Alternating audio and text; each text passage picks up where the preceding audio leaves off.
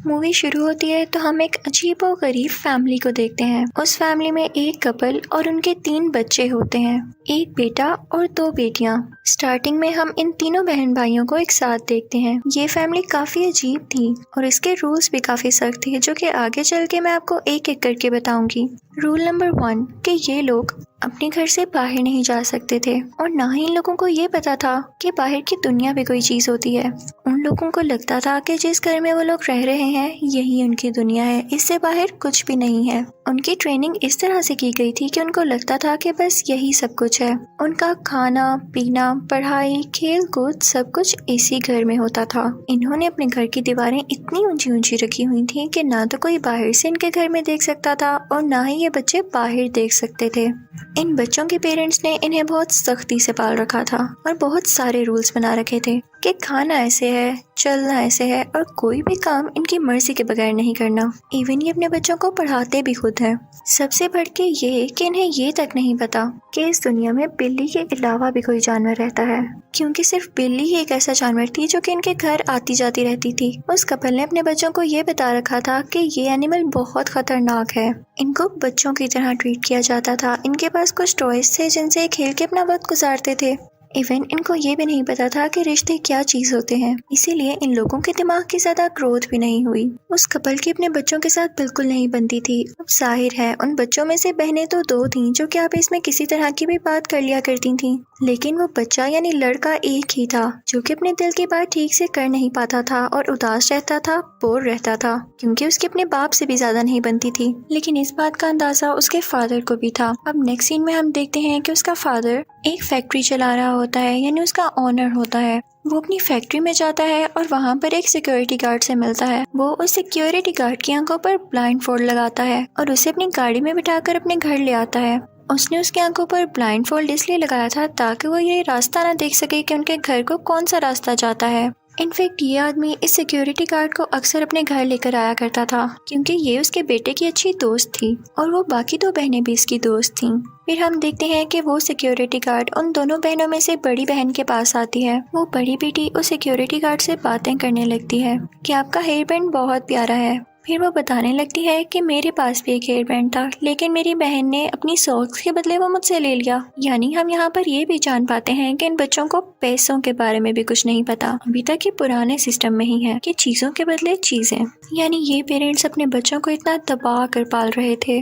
फिर हम देखते हैं कि वो सिक्योरिटी गार्ड बाहर आ जाती है इनकी फैमिली के पास, जहाँ पर वो आदमी इनकी फैमिली पिक्चर लेने लगता है।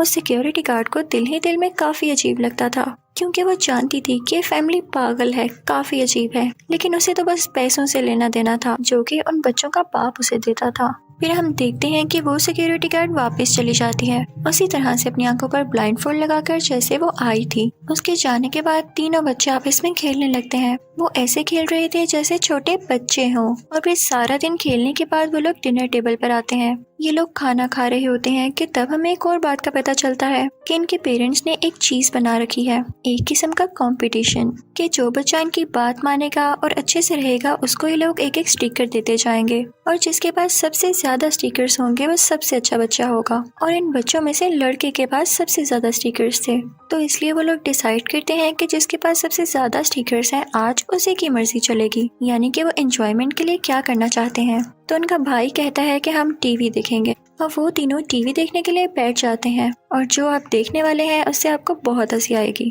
और आप हैरान भी होंगे कि उस टीवी में कुछ और नहीं बल्कि उनके घर की ही रिकॉर्डिंग थी जो उसको देखकर एंजॉय कर रहे थे, क्योंकि उनके फादर ने उन्हें बाहर की दुनिया से बिल्कुल अलग रखा हुआ था। इवन टीवी में भी नहीं कुछ दिखा पा रहे थे वो उनको, कि कहीं बच्चों के दिल में बाहर की दुनिया का ना ख्याल आए। और ये बच्चे भी इसमें खुश थे।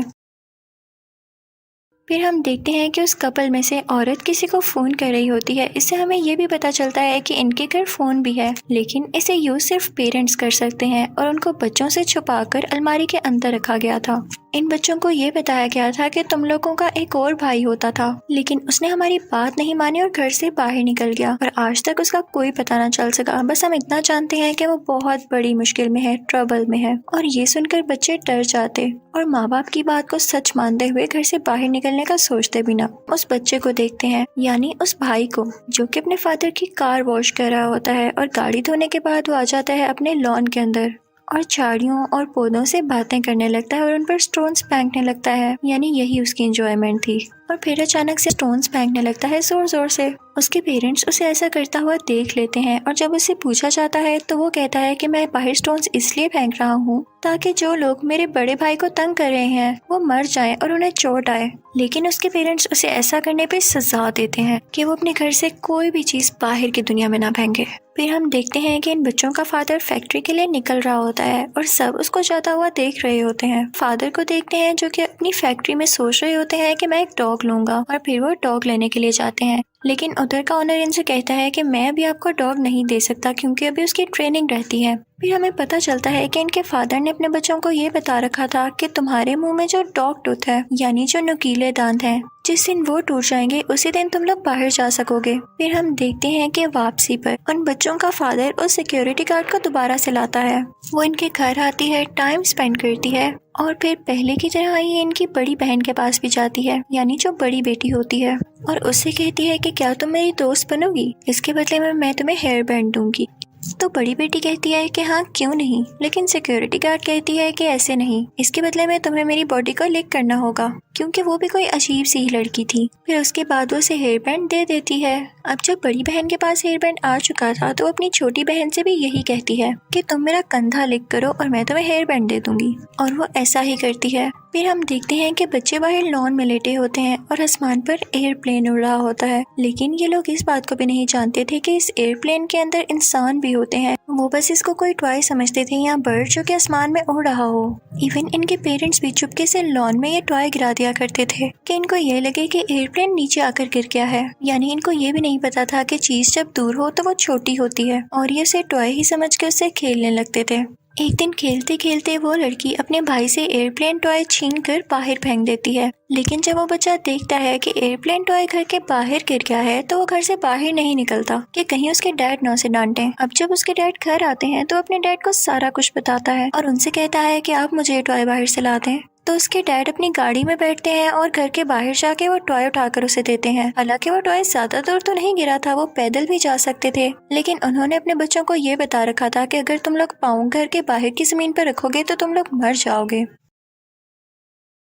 फिर एक दिन हम देखते हैं कि वो बड़ा बच्चा यानी उन कपल का बेटा लॉन में खेल रहा होता है कि उसे बिल्ली नजर आती है, जिसे देखकर वो दोनों बहनें काफी डर जाती हैं और वो खुद भी काफी डर जाता है। फिर वो एक बड़ी सी सीजर लाता है उस बिल्ली को मारने के लिए और जैसे तैसे करके बहुत मुश्किल से वो उस बिल्ली पर अटैक करके उसे मार डालता है, जिसे देखकर उसकी बहनें काफी चिल्लाती हैं क्योंकि वो बहुत डर रही थी और उनके भाई ने अब बिल्ली को मार दिया था। अगले दिन हम इन बच्चों के फादर को देखते हैं जो कि खुद ही अपने कपड़े फाड़कर और नकली खून लगाकर घर के अंदर आते हैं।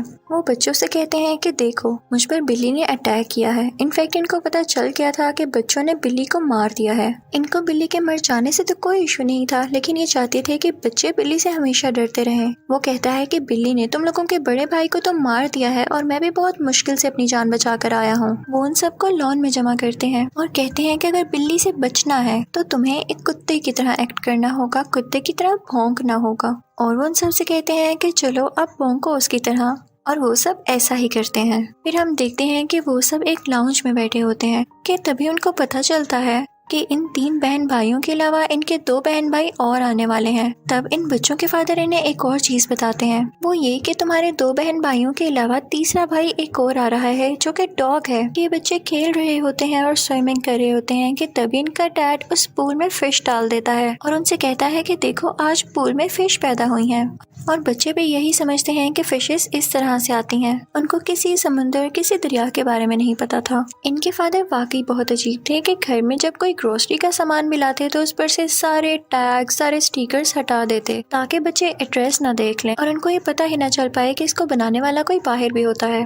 अब हम देखते हैं कि वो सिक्योरिटी गार्ड इनके घर दोबारा आई है और इनकी बड़ी बेटी उससे बातें करने लगती है। अब उससे मिल मिल कर इसकी बड़ी बेटी को थोड़ा अंदाजा हो रहा था कि सिक्योरिटी गार्ड में तो बाहर से आती है है बाहर की दुनिया में जरूर कुछ ना कुछ है। उसे सस्पेंस होने लगता है और वो सिक्योरिटी गार्ड से कहती है कि क्या आप मुझे कुछ सीडीज दे सकती हैं बाहर की, मैं देखना चाहती हूँ। लेकिन सिक्योरिटी गार्ड उससे कहती है कि इसे अकेले में देखना और किसी को पता न चले। और अब वो बड़ी बेटी सीडीज देखने लगती है। उसने अपनी जिंदगी में पहली बार अपने घर के अलावा कोई चीज देखी थी। वो उसे देखकर बहुत अच्छा लगता है। वो तीनों बहन भाई दोबारा से स्विमिंग पूल में खेल रहे होते हैं कि बड़ी बेटी आती है और कहती है कि डैड हमें बताते हैं ना कि बिल्ली इस दुनिया का सबसे खतरनाक जानवर है, लेकिन ऐसा नहीं है। इस दुनिया का सबसे खतरनाक जानवर शार्क है जो कि पानी में ही रहता है। लेकिन ये सब चीजें उनके फादर भी फील कर लेते हैं कि उनकी बड़ी बेटी में कुछ चेंजेस आ रहे हैं, तो वो उसे अपने पास बुलाते हैं। बड़ी बेटी उन्हें सब कुछ सच बता देती है कि मैंने सीडीज देखी हैं। ये सुनकर उन्हें बहुत गुस्सा आता है और वो उसी सीढ़ी से अपनी बड़ी बेटी को मारने लगते हैं बहुत जोर जोर से।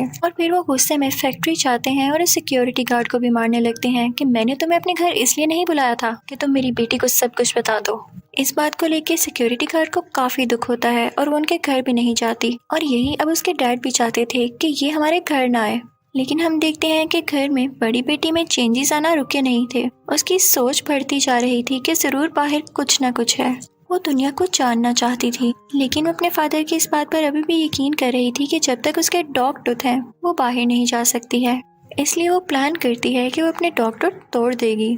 तो रात को वॉशरूम जाती है और बहुत जोर से हिट करके अपने डॉग टूथ तोड़ देती है, जिसकी वजह से उसके मुंह से बहुत खून आता है। लेकिन अब उसके डॉग टूथ टूट चुके थे। और फिर रात में ही वो अपने फादर की कार के पास जाती है और कार की बैक साइड पर छुप जाती है कि जब सुबह उसके फादर फैक्ट्री के लिए जाएं तो वो भी साथ उनके साथ ही निकल जाए। और आखिरी सीन में हम बस उस कार को खड़ा हुआ देखते हैं। हो सकता है कि जब सुबह उसके फादर गए हों तो उसी दौरान वो कार से बाहर आ गई हो और दुनिया में जाकर छुप गई हो कि उसके फादर उसे देख ना सकें, लेकिन वो बाहर की दुनिया को देख सके। और इसी के साथ ये मूवी एंड हो जाती है। Thank you for watching.